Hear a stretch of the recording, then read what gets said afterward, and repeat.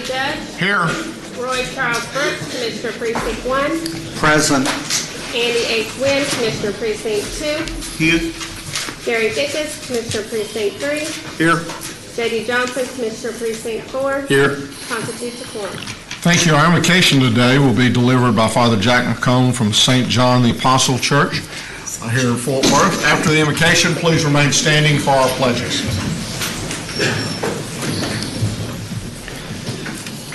Let us pray.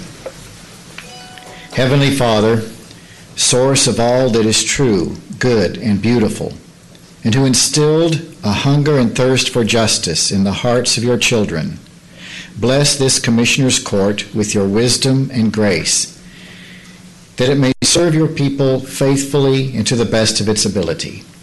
In the name of your Son, our Lord Jesus Christ, who lives and reigns forever and ever. Amen. Amen.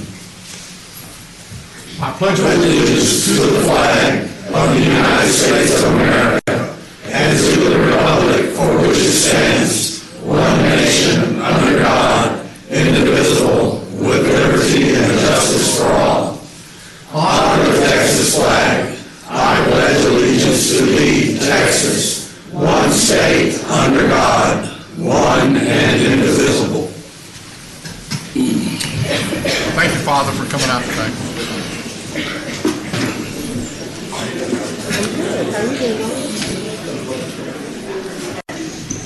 Manius. Thank you, Your Honor. Members of the Court, we have just a few announcements this morning. First of all, there will not be a Commissioners Court meeting next week. Our next meeting will be on the 16th. Second, if we can go to the Administrator's section, item 8A5. This is the agreement between Tarrant County and UNT Health Science Center. There's a revised court communication that was added yesterday. I believe that you probably have the documents already in your electronic version. And Commissioners, you may, if you don't have it, we'll get you a copy. I think we sent it out to the precinct. And then finally, members of the court, on item number 6 under the Administrator's section, that item will be considered after closed session today. Thank you, Your Honor. Thank you.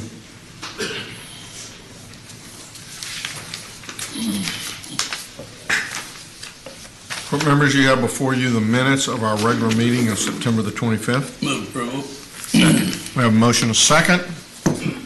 Any discussion? Please vote. Motion passes unanimously.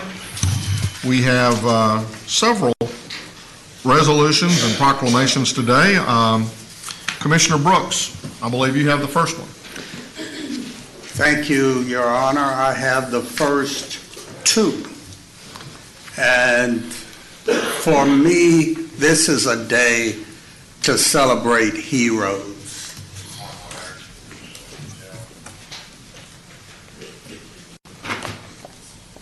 Public service is a very good way to spend one's life. Giving back to God's people, modeling His love, is a good way to live. We have some public servants who have led the way, and it is two of those that I wish to honor this morning for their leadership, for their courageous service, for always giving. We honor two people this morning. The first is the Honorable Louis E. Stearns. And if you would read that proclamation into the record, I would appreciate it, sir. You bet. Whereas the Honorable Louis E. Stern has served as the presiding judge of the 213th Judicial District Court of Tarrant County from 2006 to 2018, and whereas Judge Stearns attended Wichita State University, where he was initiated into the Epsilon Psi chapter of Omega Psi Phi fraternity, and received a Bachelor's of Arts degree in 1970. He received his doctorate of jurisprudence from the University of Kansas School of Law in 1973. And whereas Judge Stearns started his career as a U.S. Army judge advocate in 1973 and was appointed as the presiding judge of the Criminal District Court Number 2 by Governor William P. Clements.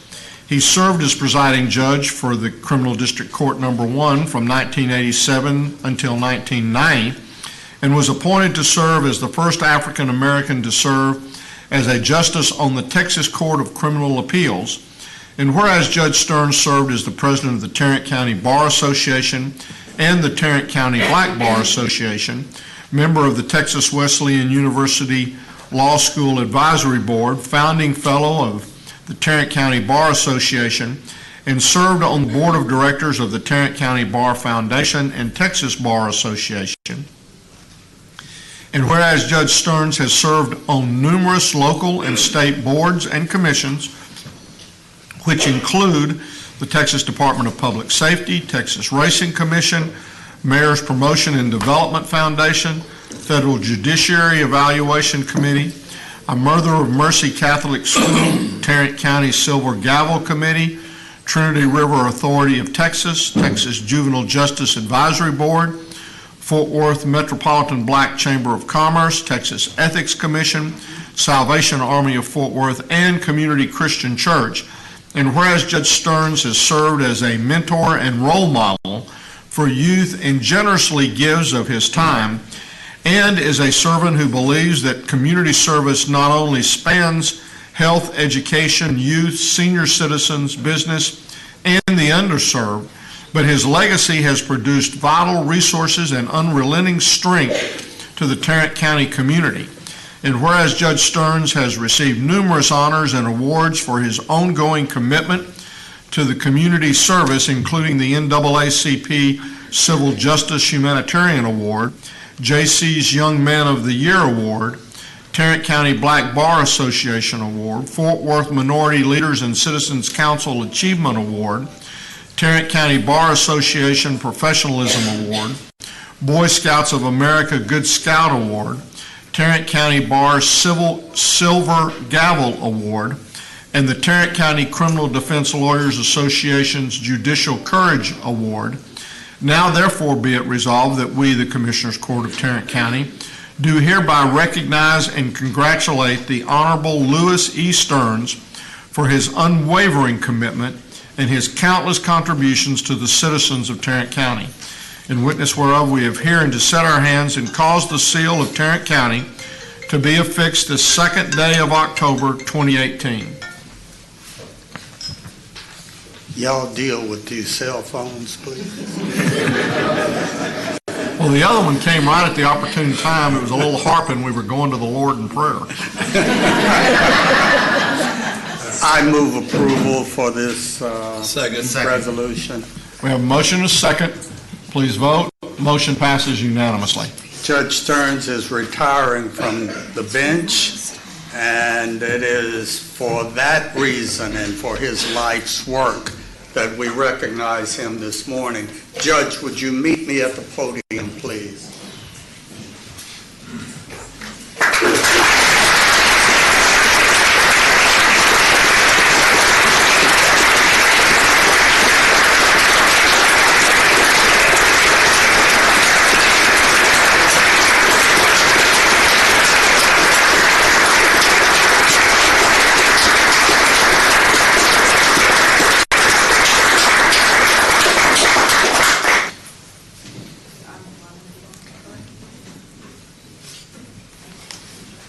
Thank you, Commissioner Book.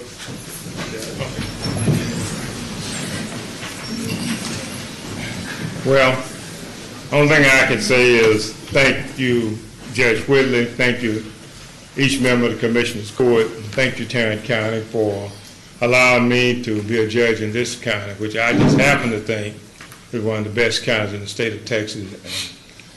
and also in the United States. So thank you very much. I appreciate it. Judge Stearns, you made it that way by your service, and we appreciate very much the service you have given to the citizens of Tarrant County. You're kind. Thank you. Thank you.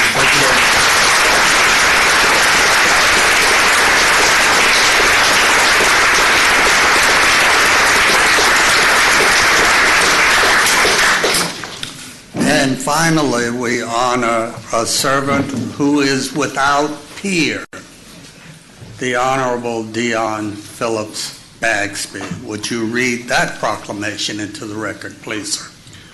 Whereas today we come to recognize the Honorable Dion Phillips Bagsby, former Commissioner of Tarrant County Precinct 1, and a courageous and committed community trailblazer. And whereas Dion Bagsby earned an undergraduate degree from Illinois Wesleyan University Speech Pathology certification from George Peabody College for Teachers and a master's degree from Texas Christian University. And whereas a pioneer educator by training and avocation, Dion Bagsby's work with the Fort Worth Independent School District allowed her to broaden her insight on needed services within the school district and county. And whereas Dion Bagsby was the first woman and first minority elected as a member of the Tarrant County Commissioners Court, serving from January 1989 to January 2004. And whereas Dion brought new innovations to Tarrant County that included the tuition reimbursement program for county employees, expanded public hospital facilities throughout Tarrant County, establishment of the Resource Connection, instrumental in conception of a family law center, and a new Central County Public Health building, and much more.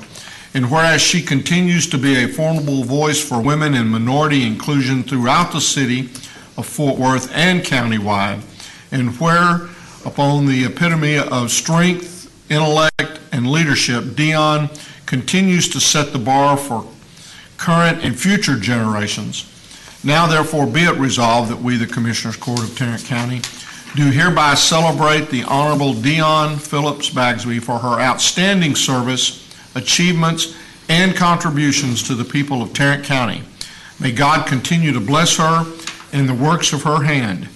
Be it further resolved that we, the Commissioners Court of Tarrant County, do hereby proclaim October 2nd, 2018 as Dion Phillips Bagsby Day in Tarrant County.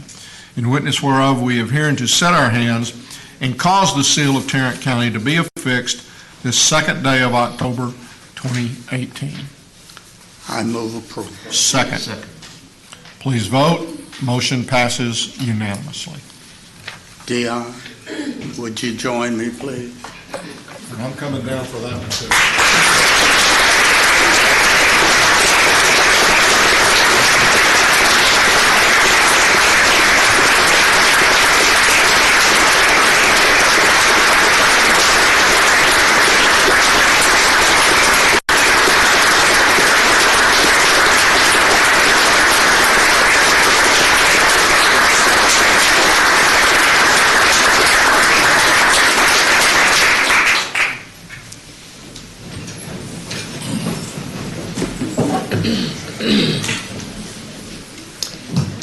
"16 of the most wonderful days I have had in my lifetime was spent right here. And I am so proud as I look around this room and I look at all the women, all different colors, who are keeping this place going. And I hope that each of you commissioners, if I happen to come visit you, that your staffs represent our community and that your own personal staffs also represent diversity, because that's what Tarrant County is. I was the first woman, but I wasn't the last one. And it's unfortunate that I don't see one sitting up in front of me.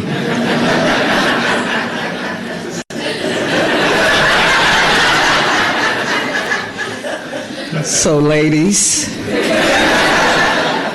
got work to do.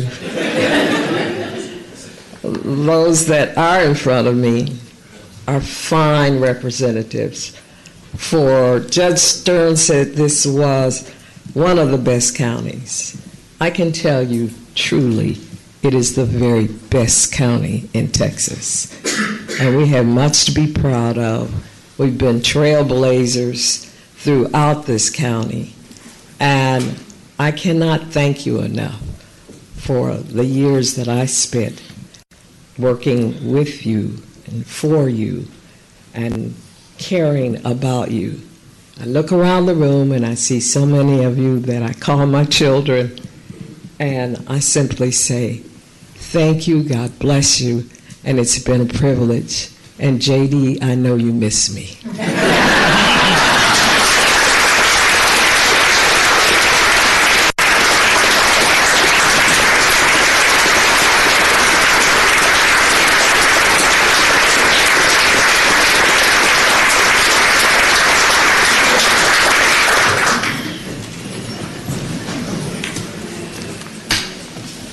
Thank you, gentlemen. Commissioner Wynn. Your Honor, this is for ratification only. Last Friday, on behalf of the Tarrant County Commissioners Court, I presented a resolution to Coach Danny D. Alden of Arlington Bowie High School for saving a woman during a flash flood. So I move for its ratification, please. Second. We have a motion and a second. Any discussion? Please vote. Motion passes unanimously. Commissioner Johnson. Yes, Oops. Your Honor, I have a proclamation for National 4-H Week. If you would read that into the record, please. Whereas the Tarrant County Commissioners Court is proud to honor the 4-H development program of the Texas A&M AgriLife Extension Service for 111 years of providing experience-based education to youth throughout the Lone Star State. And whereas this admirable program, which seeks to provide a learning experience for the whole child, including head, heart, hands, and health, and helps young Texans to acquire knowledge, develop life skills, and form attitudes to enable them to become self-directed, productive, and contributing members of our society. And whereas Tarrant County 4-H serves over 400 youth through long-term, year-round programming and community clubs, and an additional 8,000 who participate in short-term activities and events.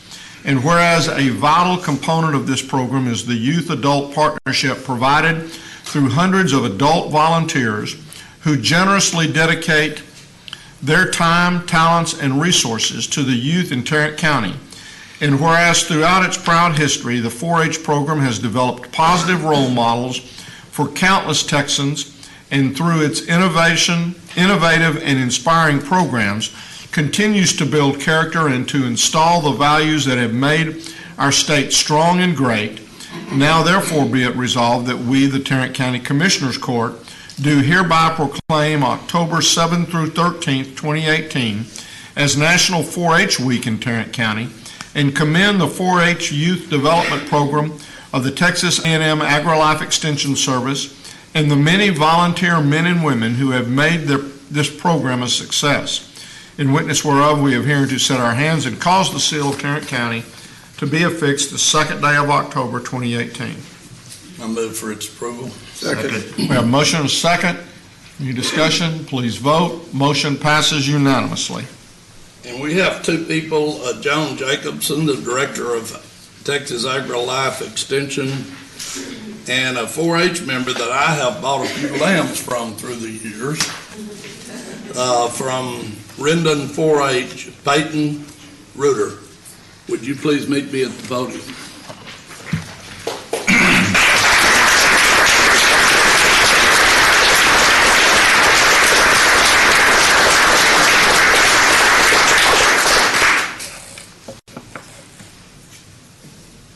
Peyton, thank you for being here. John, let me present this to you.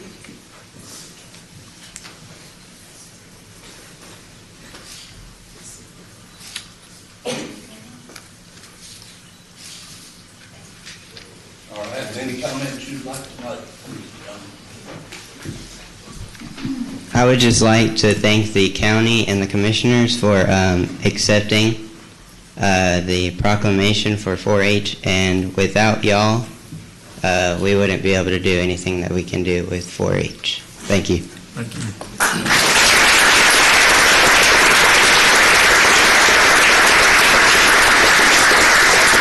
Thank you so much. We appreciate it so much. And if I could just introduce Peyton's mom, Christy Ebenhauer, who is a club manager for us, and 2 of our 3 4-H agents. We have Kenta Cardenas and Jordan Peljak. Thank you.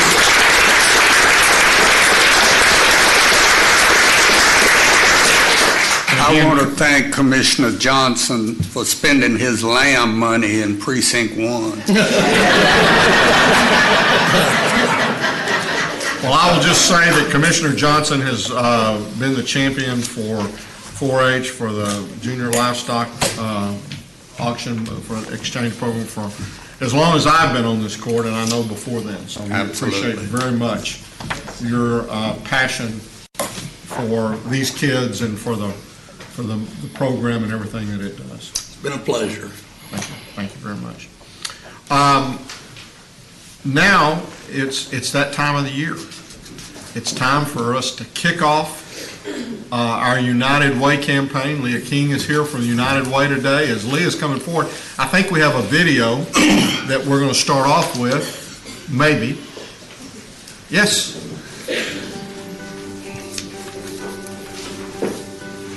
It's been a way for me to give back. It's really to train people and to bring them out of poverty. And it goes back to relationships and how we all work together is the difference that we can make. All of us working together. It really is about coming together to the table, having a conversation, and knowing that we're all the same. We in Tarrant County, I don't think realize how great of a community we have because we do work together, and a lot of that's because United Way helps make that happen. You want to come to a community that has it all and that's taking care of their own. Our need isn't just homelessness or education or addressing poverty. Our needs are multifaceted. The key, I think, to all that is the collaboration. United Way helps tie that together. I mean, we're part of a great community that has so many different causes, and we try to be part of pretty much every single one of them. And that's what makes it such a great community, is those people, they want to give their time, their talents, their dollars, and they'll do it through their company, they'll do it through their religion, they'll do it any way they can. There is a need. It's growing. It's about giving back. You got to give back. And then I work for a company that very much believes in that. It's critical that we all do a few like an organization like the United Way with a group that actually knows everything that's going on. More than ever in the past, we have this opportunity right now. I really feel that working together, we can make a difference.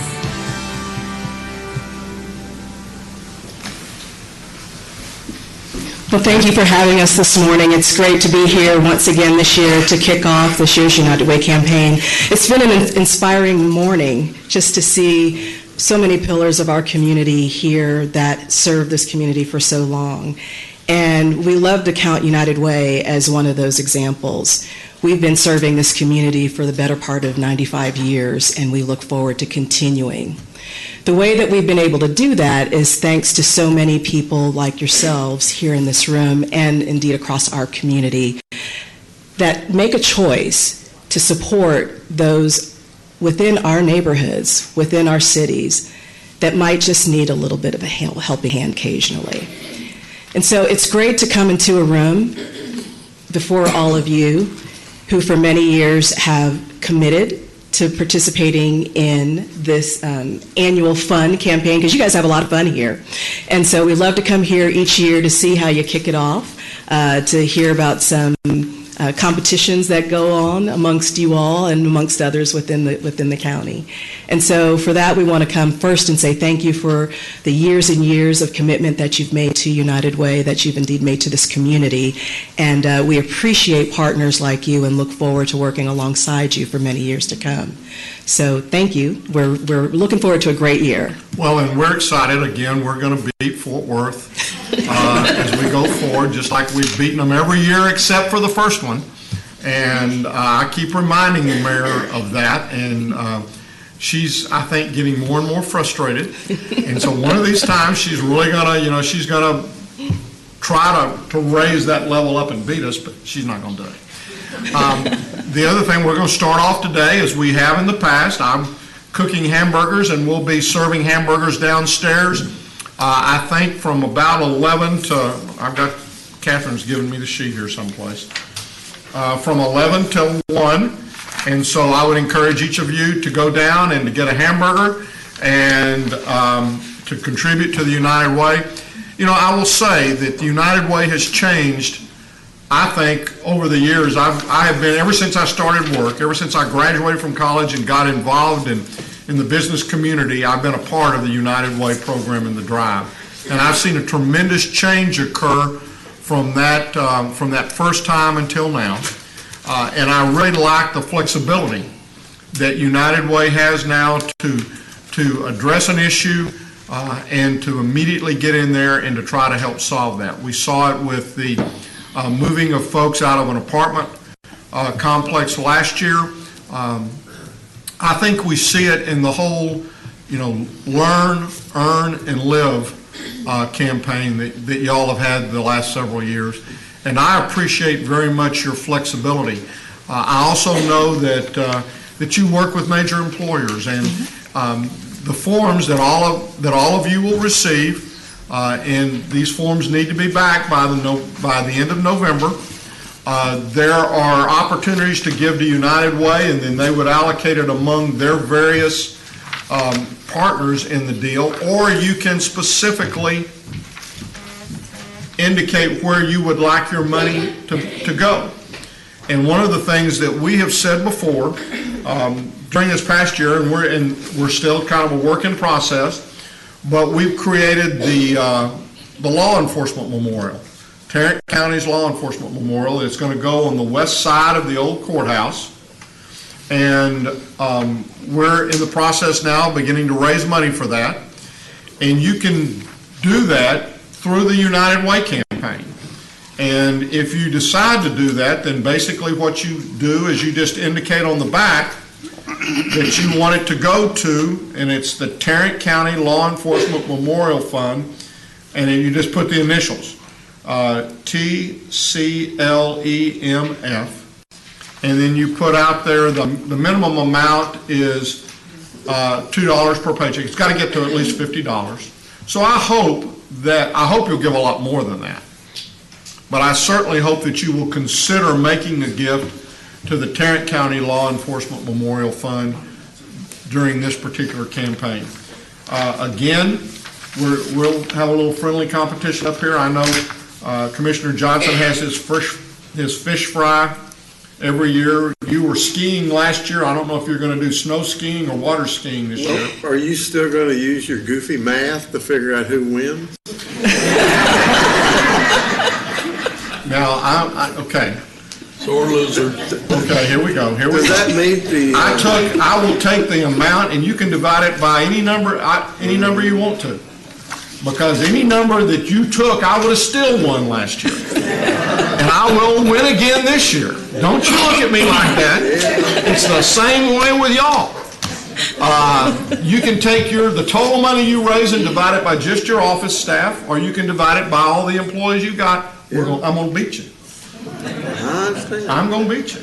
If we could just make it in our office staff like you do. You don't make it your office staff. I'll still beat you. Work a whole lot easier. I'll still beat you. Where's my calculator? I don't know why it's got to be divided by anything. Money is money. The total is the total. I agree with that too. Y'all set the criteria. I'll beat you. You guys keep fighting like We're that, just going though. to keep going. Keep getting that dollar up. We'll get it up here, and then I would encourage other elected officials and other department heads to jump right in the middle of that and be a part of it too. We're looking forward to it. This year, as you can tell, we have a little friendly competition, not only with them, but with the city of Fort Worth. And I think there may actually be a couple of other cities. Yes, so I think there are a couple others that are looking to get in on this competition. North Richland Hills may be jumping into the Mayor fray. Trevino has issued some challenges, so we'll make sure that we pass those along so that we can get them. There's lots of trash talk going on. Just like we do up here, we'll do a little trash talk and see if we can't get this done. Oh, yes. But we thank you very much. We're excited about starting off and kicking off the campaign this year. And again, I want to thank you all for what you do for Tarrant County and our community. Thank you very much. Thanks so much. You have a good day. You too. Thank you.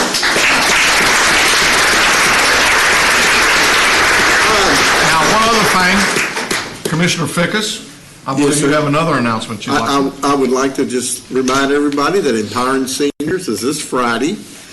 It's in Euless across the street from First Euless Church, in right by Industrial Boulevard and the freeway, 180 Airport Freeway.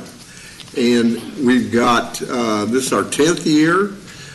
We've got a special guest this year, Bob Lilly, who was the #1 draft choice when the Cowboys were formed.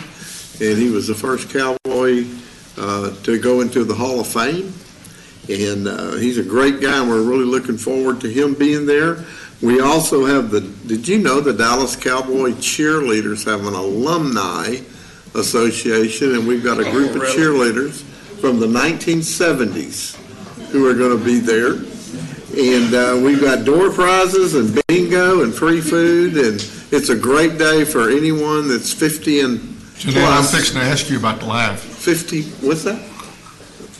Go ahead. No, I was just giving her a hard time. Okay.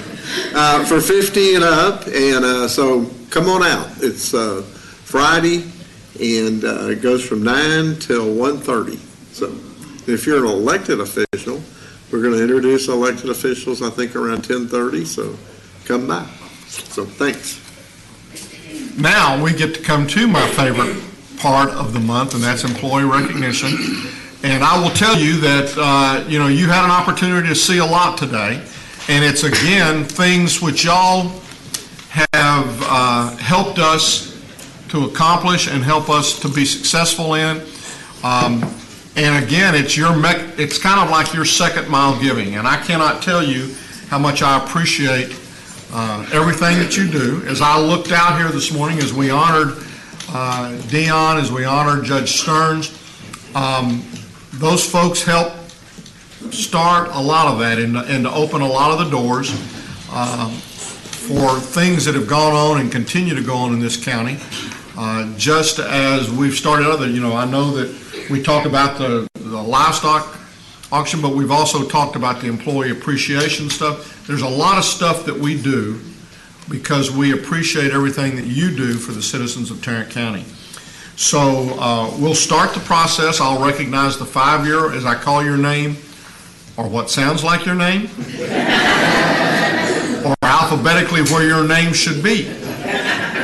Please stand, and then remain standing until I get finished with that particular group, and then we'll move forward from there. So we'll begin with our 5-year employees. Maria Bailey with Human Services. Lee Blaisdell, Criminal District Attorney's Office. Garrett Collins, Information Technology. Nyla Coleman, Sheriff's Department. Melissa Crawford, Public Health. Shantae Dixon, Sheriff's Department. Emily Epperson, Public Health. Thomas Everidge II, Sheriff's Department. Daniel Fattori, Sheriff's Department. Jennifer Gunner, Criminal District Attorney's Office. Kyle Hackett, Sheriff's Department. Randy Harton, Criminal District Attorney's Office. Douglas Hirschman, Sheriff's Department. Michelle Humphreys, Criminal District Attorney's Office. Shamara Lockett, CSCD. Jennifer Rivera, Public Health. Ralph Rodriguez, Sheriff's Department. Abbas Safdar, Sheriff's Department. Yeah, okay. I see you grinning, so if... That's right. You did good. I'm amazed. Sometimes I even surprise myself. Deanna Scobie, 17th District Court. Wesley Shirley, Constable Precinct 2. And Cammie Wimberly, Criminal District's Attorney's Office. These are our 5-year employees. Congratulations.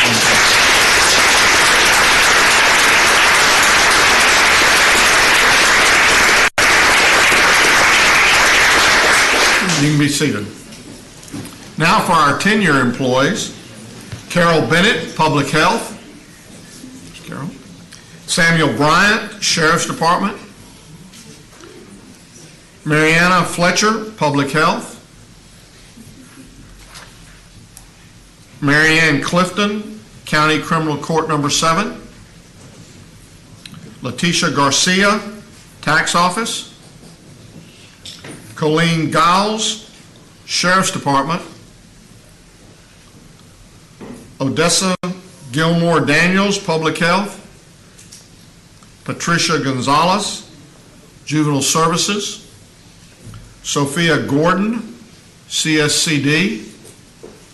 Evelyn Johnson, Sheriff's Department. George McGowan, Probate Court Number 1. Renee Menifee, Public Health. Kashia Mosley, County Clerk's Office. How was it? Keisha, I knew it. Gayla Neal, County Clerk's Office. Stephanie Osborne, Sheriff's Department. Jose Perez, Sheriff's Department. Ricardo Robina. Yeah, Robina, I didn't do too good on that one. Information Technology. Close. Andrew Strobel, Medical Examiner's Office. Let me see if I can get this one right. Steve Townsend, Precinct 4. Well, Your Honor, no one's more surprised than I.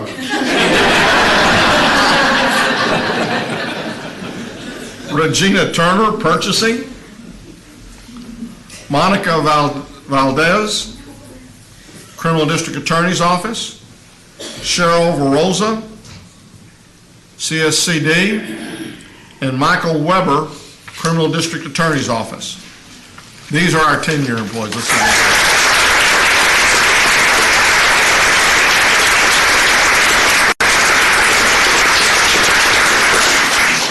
If y'all need a note, be sure to tell them that I took it a long time this morning, and I'll be glad to write you a note.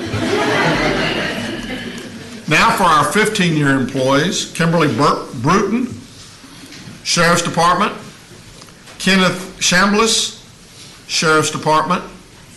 Jay Garrett, Sheriff's Department. Okay. Robert Gutierrez, County Clerk's Office. Zacchaeus Jackson, Sheriff's Department. Catherine Martinez, Public Health. Mitchell McDonald, CSCD. Stephen Powell, CSCD.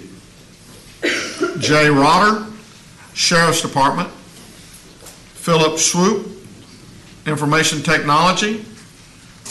Bridget Smith, Sheriff's Department. And Lori Varnell, Criminal District Attorney's Office. These are our 15-year employees.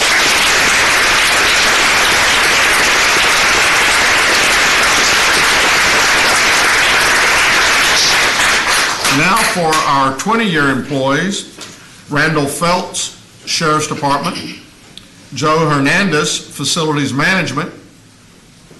Sharon Hubbard, Sheriff's Department. Diane Hunt, Juvenile Services. Angela Layfield, Sheriff's Department. Dominga Landia, Facilities Management. How'd I do? Well. When you're laughing like that, I know it wasn't too well. How should I pronounce that last name? Just like Just like it sounds. Sherry Owen, Information Technology. Jacinto Ramos, Juvenile Services. Thank you for your public service on the ISD board also. Absolutely. These are our 20-year employees.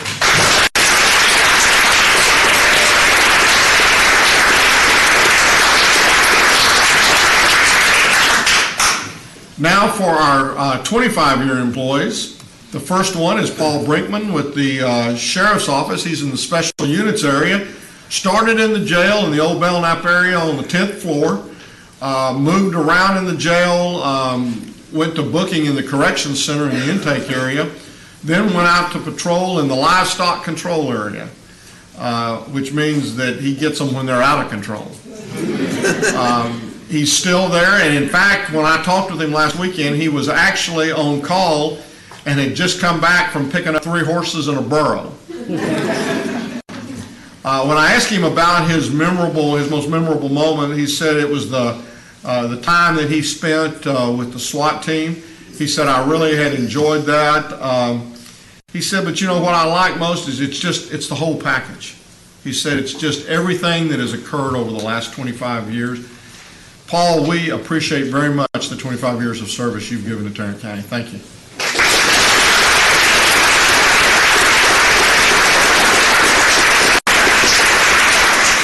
Next is Darren Gambert, Criminal District Attorney in the investigation group. Started out as a clerk in the jail, then was promoted to jailer, assigned to Cold Springs, then to patrol. He was an undercover officer in the narcotics area, and then also he also served on the Crimes Against Children unit, back to patrol, and then in March of 2005, he moved to the DA's office.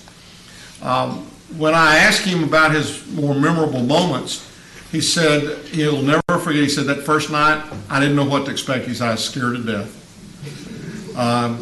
The other thing that he kind of counts as a memorable moment is he met his wife while he was working at Cold Springs. And I did the same thing that you just did.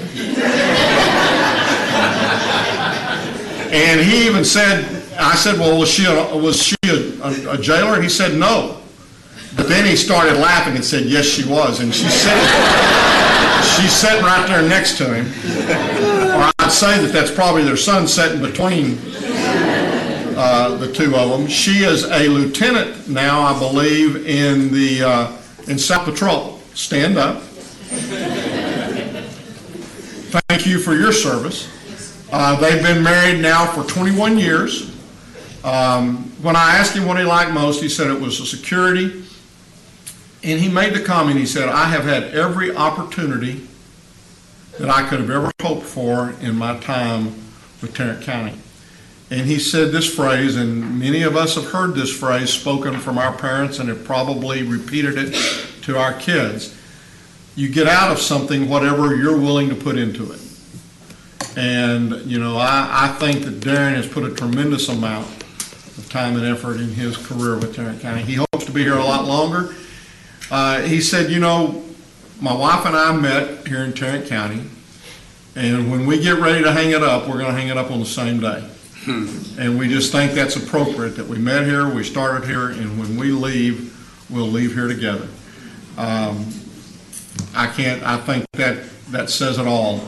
Darren, we appreciate very much your service to Tarrant County. Thank you very much for your service also. Y'all have a great day.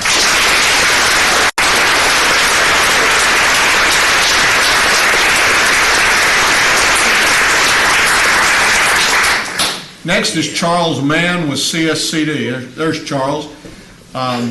You know, CSCD, it's kind of a special relationship with the county. And sometimes folks from CSCD will come over and sometimes they won't. And I asked Charles that, and he says, I said, y'all still feel like you're county employees as far as I'm concerned. He says, well, he feels exactly the same way. He's been with the county for 25 years, and he came here at the age, I guess, of 37. He had previously been in the Navy, and he started with Tarrant County as a probation officer, and he's now a training officer. He got promoted to a training officer with CSCD. When I asked him about memorable moments, he said, well, I can't just identify one, but he said, I can tell you in general. He said, I have from time to time, I'll be in a store or I'll be walking in the community and somebody will come up and thank him for the way he treated them and for his assistance and help and maybe getting them back on the right track. And I've heard that before. And I can't think of a prouder moment in someone's career than for them to be able to see the results of their work and see how positively it turned out from that standpoint. When I asked him what he liked most, he said, it certainly was the security, the benefits, and he says he's gotten a little bit older. That pension's looking pretty good too. He said, I absolutely love the job that I do and the opportunity that I have of helping people. Charles, thank you very, very much for the way you approach your job and for the job you've done with Tarrant County for 25 years.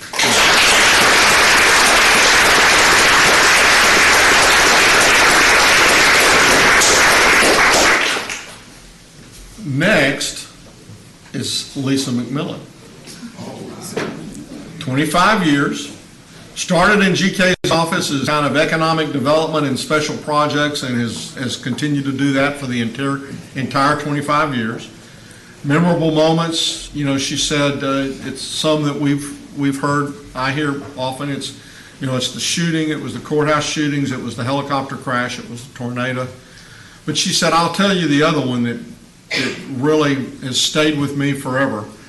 Working with Judge Vandergriff, she just talked about what a true statesman he was, and she said, I had an opportunity. I'd be out with, when somebody was coming in here to talk with moving to this area or bringing their business there, and he would tell the stories that he told so often.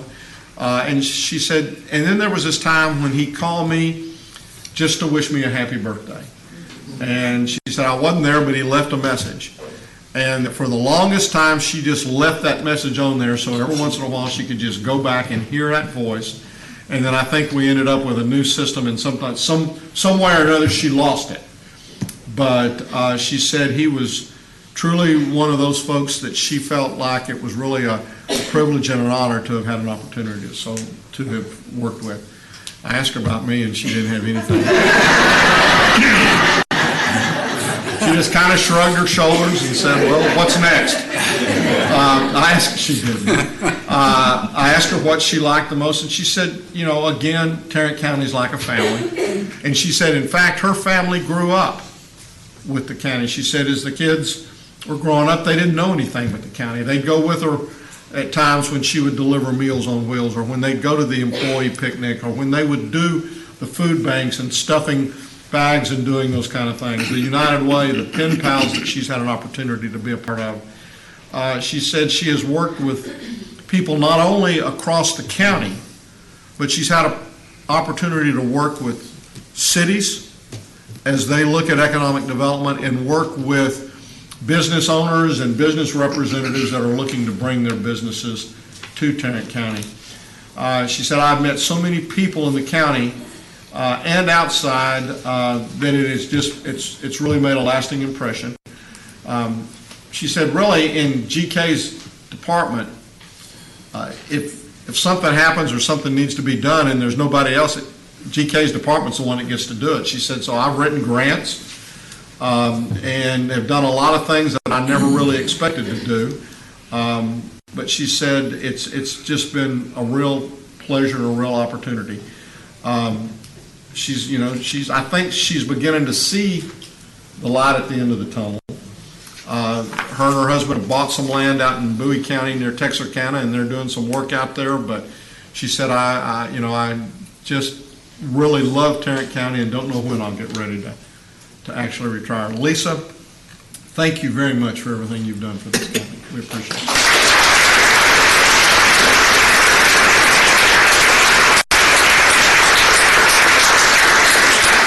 And before GK hired her, she was Economic Development Manager for the city of Forest Hill. There you go. There you go. The next is Lisa Porter, who is with IT. She is not going to be was not going to be able to attend today. So if you see Lisa, please congratulate her on her 25 years of service to Tarrant County. Our last honoree today is Mary Helen Weberg, 25 years with juvenile in the juvenile area. She started in the juvenile area working for Carrie Cockrell in community correction as a community corrections coordinator, then director of the JJAEP program, where it grew from a very small program into a much larger program, which is now actually, I guess, located over at the Lena Pope Home. She's now the Deputy Director of Intake and Victim Services, which I believe from the notes that I wrote down and may be able to interpret them, is drug court and deferred adjudication in some of those types of areas. She said her most memorable moment was really the JJAEP program and the fact that she got to see that really grow from a small to a very large portion of larger education. She said another memorable moment is a lot of the times working with the kids with challenging needs and watching them making changes in their behavior. And again, it's just, you see those kids, you see the potential, and you just got to find a way to get it out of them and to convince them that they've got that potential in there. And as she was explaining this, I could just sense her passion for trying to do those things and trying to help those kids be successful in everything that they could do.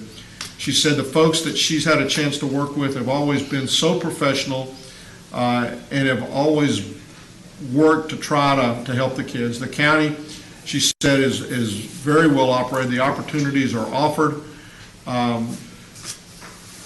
to anyone who's willing to reach out.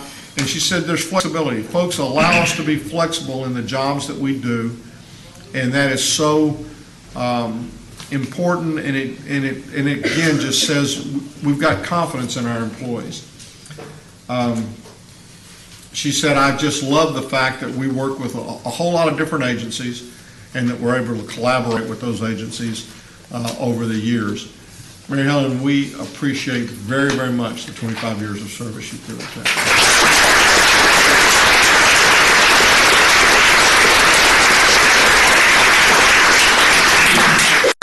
That's 825 years of service that's represented here throughout this room today that we celebrate.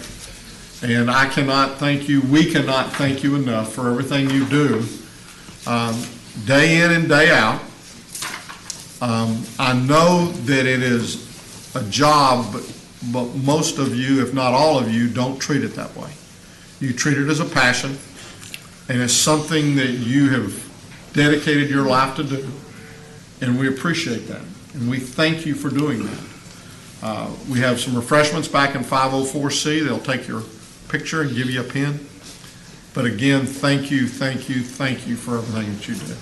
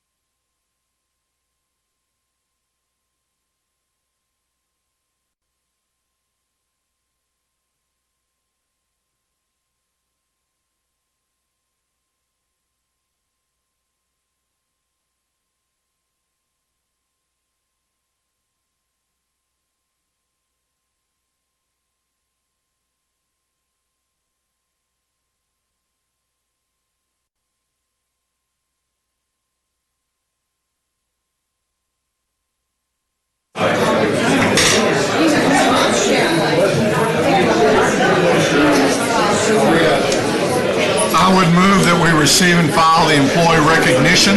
Second. We have a motion and a second. Please vote. Motion passes unanimously. Do we need to receive and file the United Way? No, we don't need to because it's not on the agenda. That's right. We didn't do it. I need a motion to approve the consent agenda. So moved. Second. We have a motion and a second to approve the consent agenda. Please vote. Motion passes unanimously. Mr. Manius?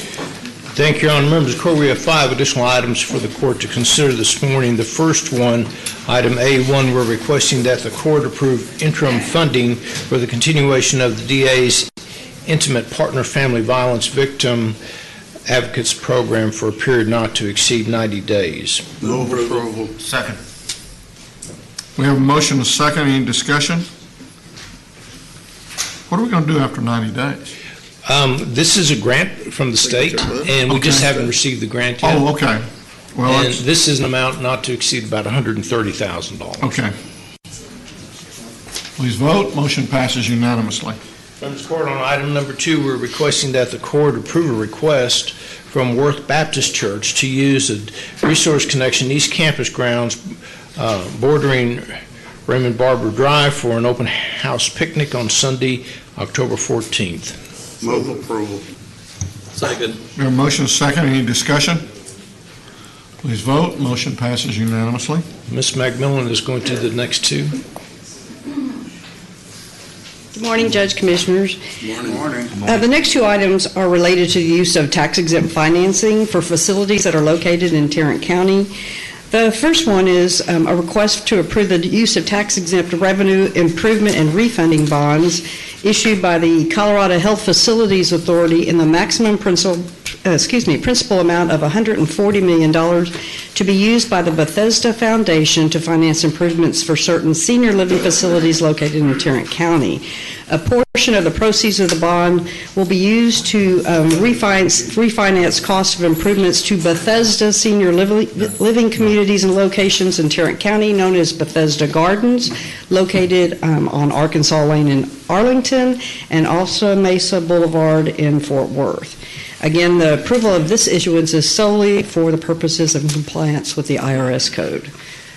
All letters regarding the county's HUD policy and any restrictions on the use of the property have been submitted, and we're asking for your approval today. Move approval. Second. A motion is second. Any discussion? Please vote. Motion passes unanimously. Thank you. The next item is a request for the approval of the use of tax-exempt senior living revenue bonds issued by the Illinois Finance Authority in the maximum principal amount of $178 million to be used by the Memory Care Foundation or an affiliate thereof to finance improvements for assisted living facilities in Tarrant County. Approximately $11 million of these bonds will be used to finance or reimburse the costs associated with Southwest Fort Worth Memory Care, LLC, doing business as Autumn Leaves of City View on Dutch Branch Road in Fort Worth. Again, this is only for the purpose of IRS revenue code. We're asking for your approval. Move approval. Second. We have a motion is second. Any discussion? Please vote. Motion passes unanimously. Thank you.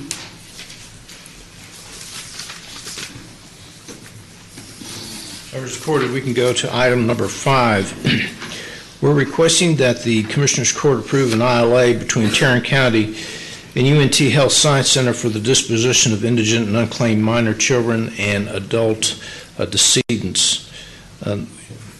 This interlocal agreement is the first step in a multi-step process that we talked about last week. What this action is today, it simply allows Tarrant County the option of providing UNT Health Science Center decedents as a donation to such medical facilities for clinical training, research, and medical education programs. It does not mean that UNT will be the sole participant in this. It allows the county to develop policies and procedures as to how this relationship will be with UNT Health Science Center. We believe that it's an important step if we're going to bring UNT into our process, and we're requesting that the Commissioners Court approve this agreement at this time. GK, is this patterned after Dallas County? It is not as specific and detailed as Dallas County, but what it does, it's basically structured in the same framework, but what it allows us to do is to now work with greater detail with UNT to incorporate some of the policies and discussions that we had last week, and those items will then be brought back to Commissioners Court for your review. Well, I want to thank UNT for making this offer to Tarrant County. If we use it properly, it will save us a lot of money, taxpayers' monies for these burials. That's correct. And I assume that's the form of a With motion. that, I assume that's a form of a motion. I will make a motion we approve. I'll second with a comment. As I talked to you, GK, and court members, as I expressed last week, my concern is the deceased individuals who have no next of kin. Right. As long as we allow some time for potential or prospective next of kin to be able to identify their deceased within a reasonable period of time, and as long as the UNT agree to treat these deceased individuals with respect and dignity, then I would be, and I know the details have to be worked out in the sub-agreement, and I have received assurance from you that UNT would be adherent to such standard. Absolutely. We've had discussions with UNT concerning that specific issue, and the treatment of those decedents will be with all due respect and honor. Thank you. Any other discussion? Please vote. Motion passes unanimously. Thank you, Your Honor. Ms. Tidwell.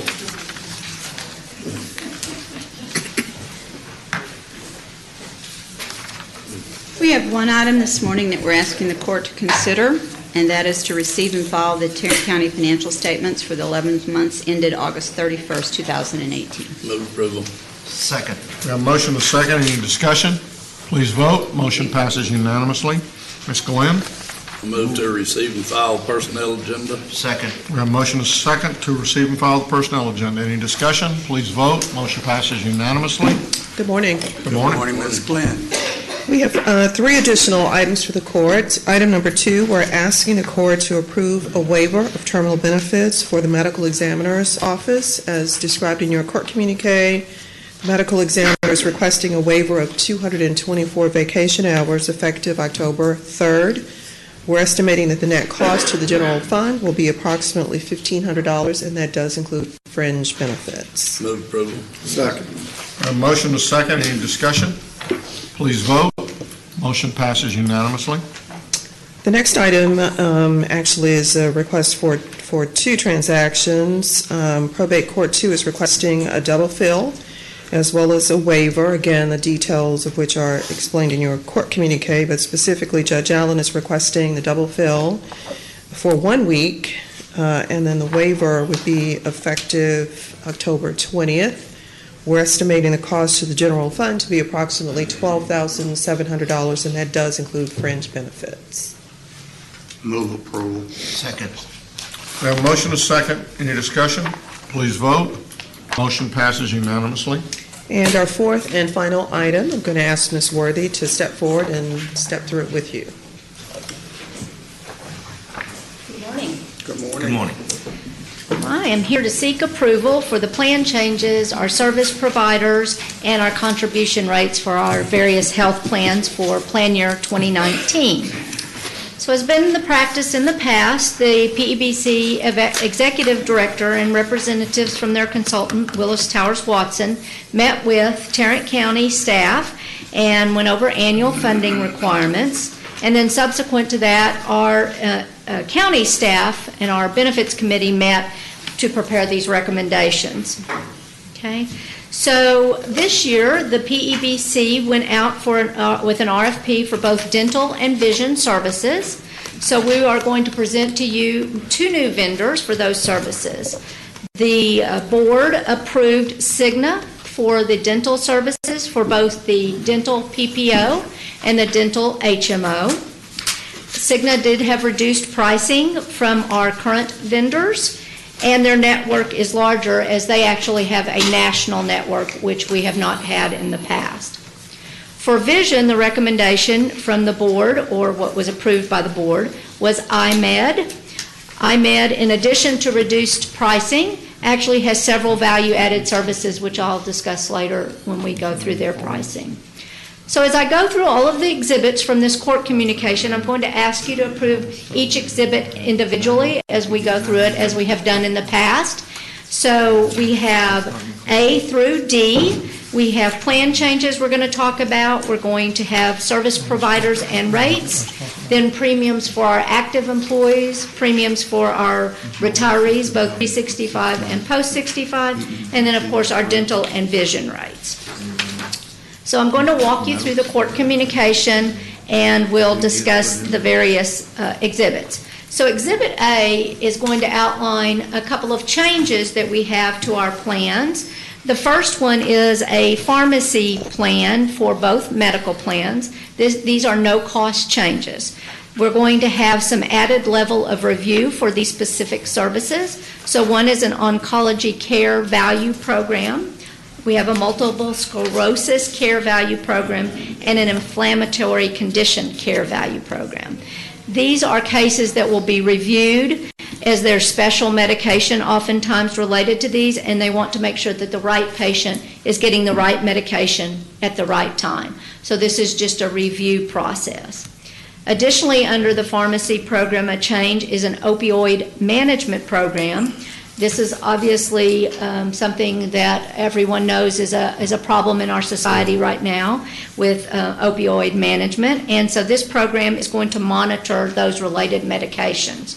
There is an administrative fee related to that new service, which is going to be reflected on the next exhibit. What are they going to do besides monitor? Well,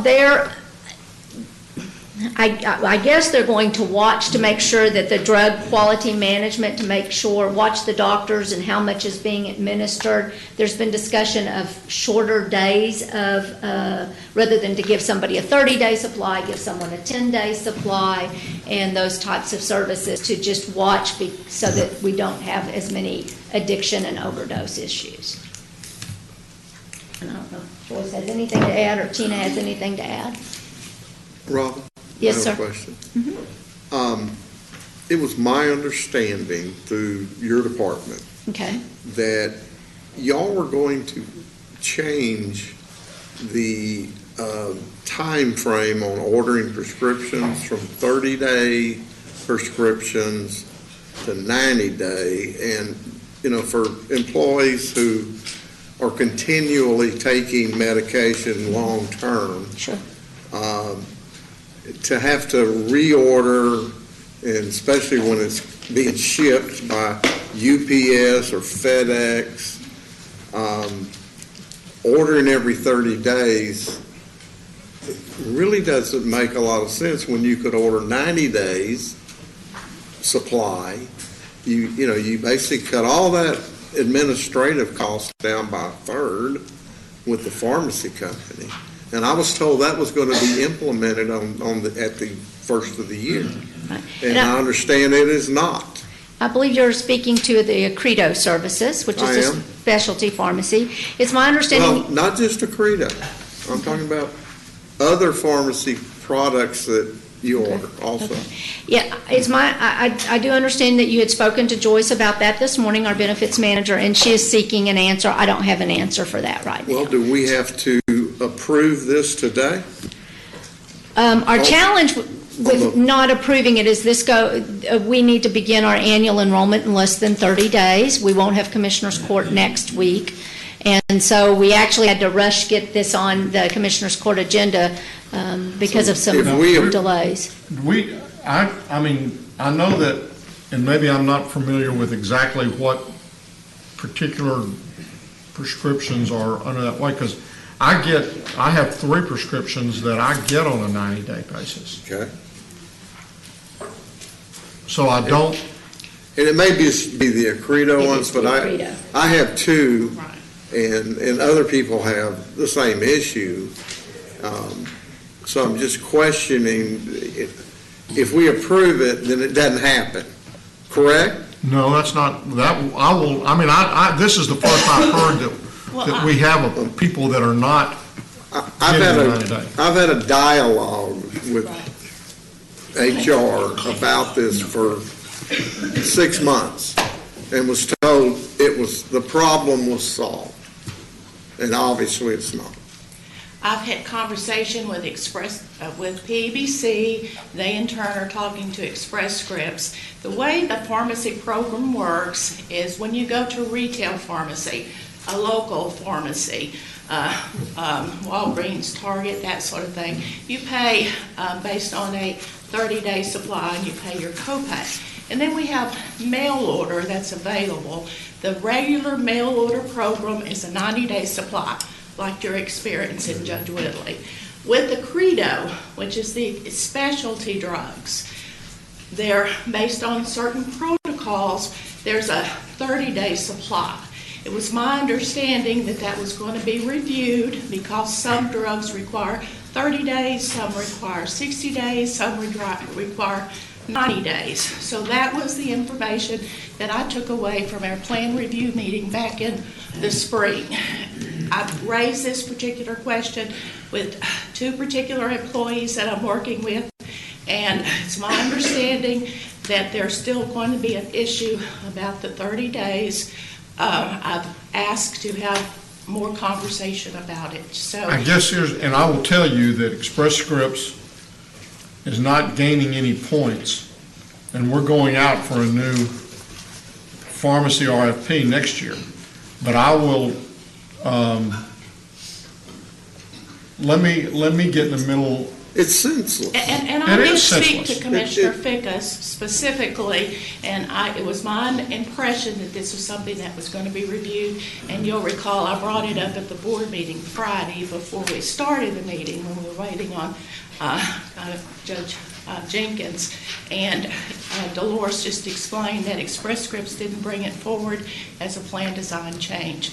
Now the board's going to meet again in December, so it's something that we could, perhaps bring up for that review process.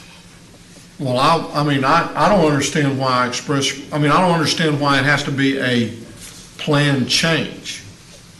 Why is it not just something that Express Scripts begins to do? And that's So there's no reason why we should have to wait until next year. I share that, yes. And I've got the question on the table. I've asked for a conference call. Okay, let's see if we can do that. Tell Dolores that I'd like to do this in the next couple of days. Okay. Okay. So our next item on Exhibit A is account limits for both the HSA and the FSA. Both of those are increasing. The HSA has, for single coverage, is increasing to $3,500, which is a $50 increase, and the family coverage is going to $7,000, which is a $100 increase. The FSA increase is to $2,650, both for the limited and the general purpose, which is a $100 increase. As I mentioned before, our dental and vision plans will be changing. So the dental plan we're recommending Cigna for both the PPO and the HMO. As I mentioned, they have a larger network, and the plan designs are reported to be similar in nature. For vision, we're recommending iMed. It is a fully insured plan in a similar plan design. It does have a larger network also. A couple of the added value services they have is they have a $10 copay for a standalone eye exam. So if you are just trying to get an eye exam for health and you don't need glasses or corrective lenses of any type, then it's just the $10 copay. If you're an individual that needs more treatment, corrective access, then that's the regular $30 copay. There are free frames at Target and Sears, and that's for any frame, whether it's the least expensive or the most expensive. They also have what are called pop-up clinics, which we're going to have access once a year. They will come to our location and set up a eye exam clinic. So they will exam our employees, there will be frames, and the employees can purchase glasses at that particular place. And so once a year, each of the entities will have the ability to have one of those pop-up clinics. Why don't we have to purchase the frames if the frames are free? If the frames are only free? I'm not sure if you have to purchase from their pop-up clinics or not. I don't remember that being discussed. That was discussed that you did have to. So I think the only place that they're free is Target and Sears. Their services are also available at Walmart that have the vision and Costco's that have vision. Well, let me clarify. Okay. So I don't know that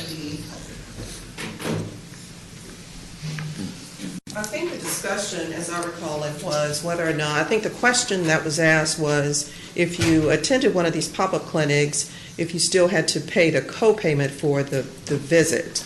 And the response was yes to that. I don't know specifically about the frames. I would think that the benefit would be the same, whether it's at the pop-up clinic or at one of their provider locations, because a pop-up clinic is just a convenience item. So we might have that set up with one of our health fairs or that kind of thing. And it's for more than one day. 5 days. Yes, it's 5 days. And it's for 5 years. Yeah, for the 5 years of the contract. It's Sam's and Walmart, not Costco. Oh, Sam's and Walmart, I'm sorry. So those are the changes to our plans on Exhibit A, and I would request you vote on that for Exhibit A. I would make a motion, we postpone this until you figure out this pharmacy issue. Well, we can maybe postpone it till the 16th, but we've got open enrollment begins on November the 1st. I've been told for 6 months the problem is solved, and evidently we were ignored. So I will do everything I can to get in the middle of that this week, but I would ask that we go ahead because we've got the whole enrollment and we can't push that. I made a motion and nobody seconded it, so. I didn't hear this motion. That we postpone this till the next meeting and solve this pharmacy issue by contacting Credo or having a telephone conference meeting. I don't understand why we were told it was going to happen and then it's just ignored. And Tina, I don't know how involved you are, whether it's just Robin and Joyce or, but somebody needs to get in the middle of this and solve this. I think it's.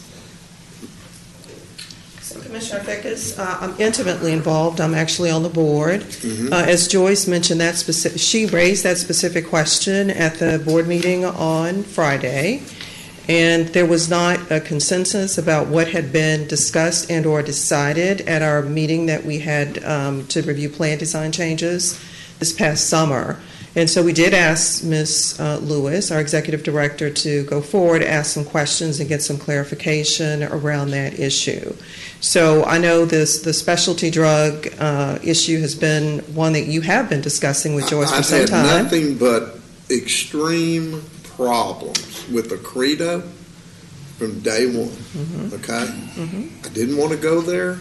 I had a perfectly wonderful relationship with a local pharmacy who provided 2 drugs that are critical to any transplant patient that takes anti-rejection drugs. And I was told the only way I could get those now was to go through a Credo. And so after some help from GK, we worked out a way for me to go through them. But we've been talking about the 90-day issue from really almost a year. And 6 months ago, I was told it was solved, but it would be the first of the year. And now, it's obviously is being ignored. And I don't think it's good for us to do business with somebody who's ignoring us. And if it's our partners that are ignoring it, maybe they need somebody explaining to them the importance of these drugs, and the money they should be able to, we should be able to save money if we're only making if we're making 4 transactions a year versus making 12. I'll second Commissioner Fickus's motion.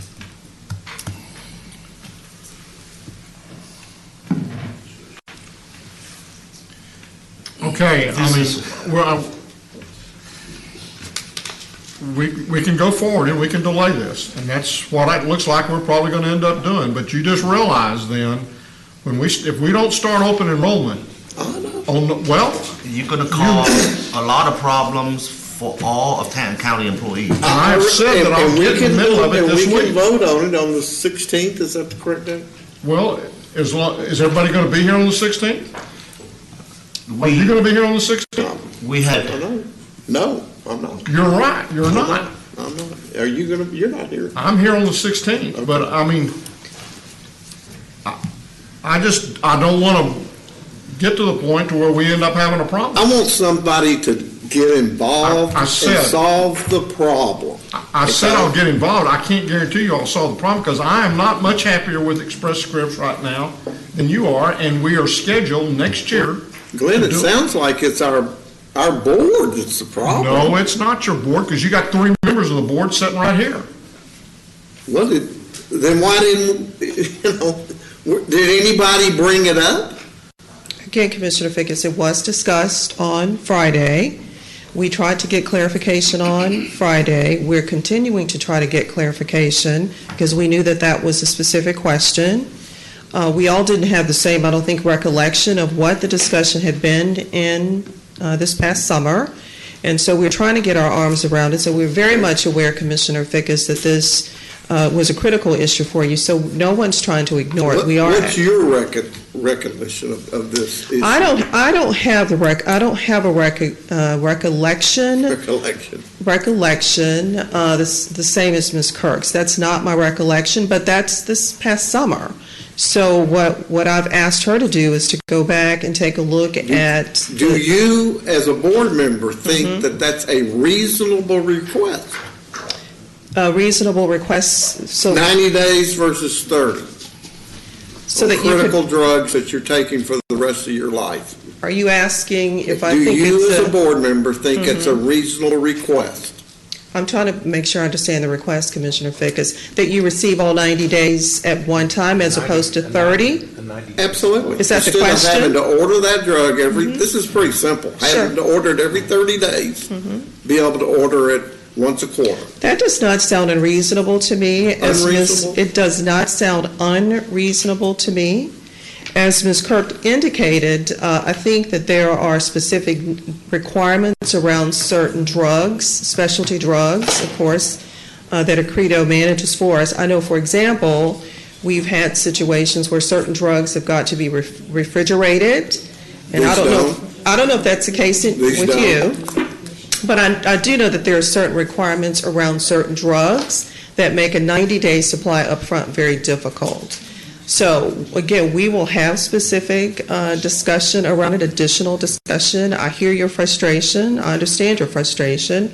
And I can assure you no one is trying to ignore you, Commissioner Fickus. That's not the case.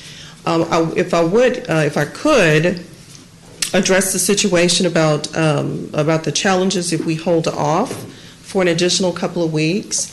So once the Commissioner's Court makes a decision about plan design changes, whether it's today or 2 weeks, there's a lot of work that has to happen behind the scenes to get us ready for enrollment on November 1st. And our employees have, I believe it's about a 2 to 3 week period to make their elections for 2019. But once the court makes a decision, then we've got to get with the IT department. There's some changes that have to be made to our electronic records, to the screens that are forward-facing to our employees to make sure that we're ready to go to not only to collect the election information, but to transmit that information. I will withdraw my motion because I'm not going to be here on the 16th. If I was here, I wouldn't. But I will withdraw my motion Commissioner Brooks will withdraw his second. Absolutely. If there's no motion, there's no second. Okay. And I will promise you that I will get in the middle of this, and nobody's going to like what I'm fixing to say. But that's something that we need to remember. We started this program, PEBC, many years ago. And the reason it's been successful is we have maintained the same benefits across all counties and all participants within the program. We each price it as it comes to our premiums based upon how we each one individually price it. We're independent from a standpoint of our liability. We're self-insured, and so we're not responsible for anything that happens in Dallas or anyplace else, but the benefits have to be the same. So if we were to say something and we were to say we're not going to approve these changes, that takes us out of PEBC. It doesn't just simply say, well, go make a change. It takes us out of PEBC. Well, I think the change I'm requesting is literally a no-cost, ought to be a money-saving change. I would agree with that, and that's why I will get in the middle of it, but I will tell you again that I'm equally frustrated with Express Scripts on an altogether different angle. Yeah. And that's why next year we're going to go out for bid for pharmacy services. And it doesn't also mean that we may not be able to affect this change this year. And it's certainly something that we can work on, because I happen to know we hadn't got a contract with Express Scripts right now, which is altogether another point of contention, because they've been going back and forth with our attorneys and with, I think it's just between our attorneys and them now, right? Dallas and everybody else has approved it. I think Dallas County's attorney as well. So, and we're now a year and 9 months without a contract. So another part of the frustration with Express Scripts. That doesn't seem to bother them, I guess. Well, it doesn't bother them because they got, well, they're getting their money. Yeah, they've got the rebates. So I appreciate you withdrawing the motion. I will promise you that I will be on the phone this afternoon, if not first thing in the morning. You forewarn Dolores. And we're having conversations with her currently. So let's get somebody from Express Scripts on the line, and let's figure out what the deal is. So with that, I will make a motion that do we need an approval of this part of it, or are you wanting to go further down? Yes, sir. We're asking for each exhibit to be approved individually, so this would be approval of Exhibit A. Second. I have a motion and a second to approve Exhibit A. Please vote. Motion passes 4-1. So our next exhibit is Exhibit B. This is a list of our service providers and the various either administrative fees we pay or premiums. Those highlighted in yellow have changed. So number 1 is the dental HMO, and actually those are reduced monthly rates for our employees. That is our fully insured plan. The next one is the dental PPO, and those are reduced administrative fees, and we'll discuss the premiums for those on another exhibit. Number 3 is the vision plan. Again, this is a reduced monthly rate for the employees. Under number 4, which is our United Healthcare plan, both the high deductible plan and the PPO, there are no changes. Number 4, which is our account-based or an HSA, there are no changes to any of those administrative fees. Under 5, which is our, I did 5. Number 6 is the stop loss. There is a change in that. There is an increased premium. It was actually quite a bit larger than that, and we were able to negotiate that down. So that has gone up. Under number 7, which is pharmacy, Express Scripts, the advanced opioid management program that I mentioned on Exhibit A, the administrative fee is there for that, which is an addition. And under number 8 through number 14, there are no changes in our EAP, our mental health, our long-term disability, group life, PayFlex, United Healthcare retiree plan. So there is no change in those fees. So I would ask your consideration for Exhibit B1. Move for approval. Second. We have a motion and a second. Any discussion? Please vote. Motion passes unanimously. So now we go to Exhibit B2. This is our PBC Employee Retiree PPO Dental. Again, this is a self-funded dental plan, and these rates reflect a decrease for both the employees and retirees that participate in this plan. So I would ask your consideration of B2. Move approval. Second. We have a motion and a second. Any discussion? Please vote. Motion passes unanimously. Okay. So we go to C1. These are the employee medical plans. This chart compares 2018 from the top to 2019 at the bottom for both the high deductible and the PPO plans, and these reflect no rate changes for the employees. So I would ask your consideration of C1. Move approval. Second. We have a motion and a second. Any discussion? Please vote. Motion passes unanimously. C2, this is our pre-65 medical plans. This is our matrix group, which is based on years of service. There is no change to the rates for the retirees, and we would ask your consideration for C2. Move for approval. Second. We have a motion and a second. Any discussion? Please vote. Motion passes unanimously. So we move to C3, and this is our Medicare-based retiree medical plans. These are fully insured plans with United Healthcare, and they reflect no changes for the retirees. So we would ask your consideration for C3. Move approval. Second. We have a motion and a second. Any discussion? Please vote. Motion passes unanimously. And finally, Exhibit D are the premiums for the employee and retiree dental and vision plans, and these actually reflect a decrease in rates. So we would ask your consideration of Exhibit D. Move for approval.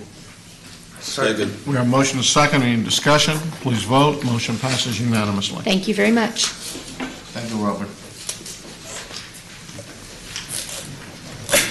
Beecham,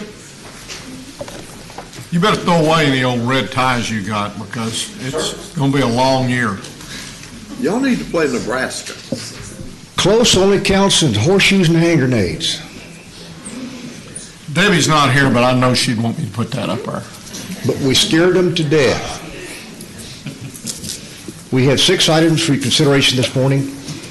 When bad teams play early. We play Alabama at 11 o'clock Saturday, so maybe they'll still be asleep till the second half. But we have 6 items. I'm nervous about saying anything just because I'm afraid that. Our first item is a bid award recommendation for bid 2018-138. It's a bid for disposal and replacement of domestic water heaters at the Long Evans Correction Center. Recommendation be toward the low bidder, our Fair Mechanical Contractors, in the amount of $77,488. If you choose to approve this, we're seeking contract approval and acceptance of the payment bond. Move approval. Second. We have a motion and a second. Any discussion? Please vote. Motion passes unanimously. Item number 2 is another bid award recommendation for RFP 2018-139. It's an RFP for 340B consulting service for compliance process development and audit preparedness for the Public Health Department. Recommendation be toward to Clinton Larson Allen, the amount of $43,500. Again, we're seeking contract approval from the court. Move for approval. Second. We have a motion and a second. Any discussion? Is this for the inventory? No, sir. What's this for? Consulting services for compliance process. 340B. The 340B. drug program. The what? The drug program, the 340B drug Okay. program. Please vote. Motion passes unanimously. Item number 3 is another bid award recommendation for bid 2018-153. This is a bid for the replacement of boiler flues at the Long Evans Correction Center and the ME's office. Recommendation be toward the low bidder, Decker Mechanical, in the amount of $43,104. Again, we're seeking contract approval from the court if you choose to approve this and acceptance of the payment bond. Move approval. Second. We have a motion and a second. Aren't those buildings relatively new, and I know time flies when we're having fun, but Mr. Phillips, you want to come up here and chat with me about this one? And I apologize for not having called you ahead of time. Good morning. Yes, these buildings are really new. These are high-efficiency boilers. They call them condensing boilers, and what that means is they run a less temperature exhaust, and when that happens, the condensation, the water condensates inside the pipes more, and inside that condensation is sulfur dioxide and nitrogen oxide, and this particular stainless steel doesn't like those two chemicals. So we're going back with plastic. So we're changing the design so as to Yes, hopefully cure this problem in the future. Yes, our lead buildings are very high-efficiency equipment, and this is a live and learn. Okay. Going back to plastic. Going to plastics, we can use plastic, it's about 130 degrees flue temperature, it should be okay. That's what they're designing now.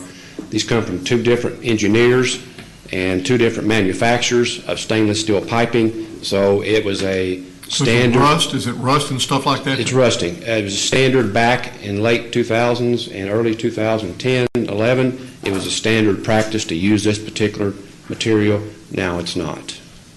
And you're gonna think, where in the heck did this question come from? You say plastic. Do you mean plastic or composite? PVC. It's PVC, polypropylene actually. It's a real hard, very durable plastic. It's very forgiving to chemicals. Composites are extremely forgiving too. So I just, is this? It's made for this. Okay. Of course, the stainless steel was Stainless steel was too. So I ask the architects about who's doing our counseling on this. This is BHP Baird Hampton Brown consulting engineers and mechanical engineers. Just ask them about composites and see what they say. Because composites are extremely anti-rust. I hadn't seen a whole lot of PVC rust. Well, I wouldn't think it would either, but composites are much stronger from a standpoint of... I would think PVC is extruded in such a wide variety of sizes, and I doubt that composite material is, and it would have to be specially fabricated probably to create whatever you're doing. Let me see if it's available in the marketplace first. Just ask about composites. I will. I mean, they'll be aware of it, and they'll be familiar with it. And it's the one area of any of that kind of stuff that I had a little bit of experience. Please vote. Motion passes unanimously. Item number 4 is another bid award recommendation for bid 2018-170. Submit for annual contract for the purchase of single drum pad foot vibratory compactors. Recommendation would be toward a per enterprise basis, awarding to the 5 primary vendors as shown in court communique. Move for approval. Second. We have a motion and a second. Any discussion? Please vote. Motion passes unanimously. Number 5, again, is another bid award recommendation for bid 2018-188. This is our annual contract for automotive and light truck OEM repair and service parts. Recommendation would be to award a per enterprise basis and discount from price list, awarding to the 3 primary vendors as shown in your court communique. Move approval. Second. We have a motion and a second. Any discussion? Please vote. Motion passes unanimously. Last item is an item in regards to RFP 2017-173. This is an RFP for a records management system for the county clerk's office. We are recommending that we reject both the proposals that we received and suggesting that we reissue with revised specifications. Move for approval. Second. We have a motion and a second. Any discussion? Please vote. Motion passes unanimously. Thank you. Commissioner Wynn? I move for the approval of the amendment to amendment number 1 to the interlocal agreement with the city of DWG. Item 8H1. Second. Any discussion? Please vote. Motion passes unanimously. Are there any appointments? There being none, then you have before you the claims including the addendum. Move approval of the claims including the addendum. Second. We have a motion and a second to approve the claims including the addendum. Any discussion? Please vote. Motion passes unanimously. There are no briefing items today, so we will now recess our open meeting to proceed to close to discuss items exempted under Section 551.071, 072, 074, 076, and 087 of the Texas Government Code.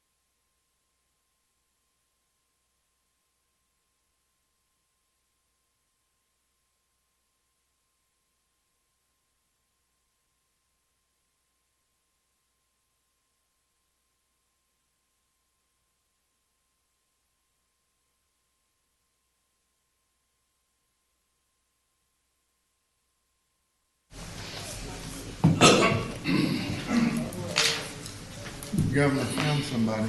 Yeah.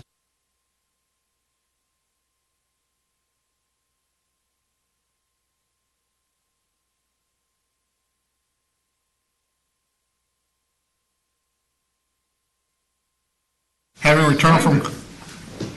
returned from closed session and there being no business to conduct at this time, we are adjourned. Richard, how you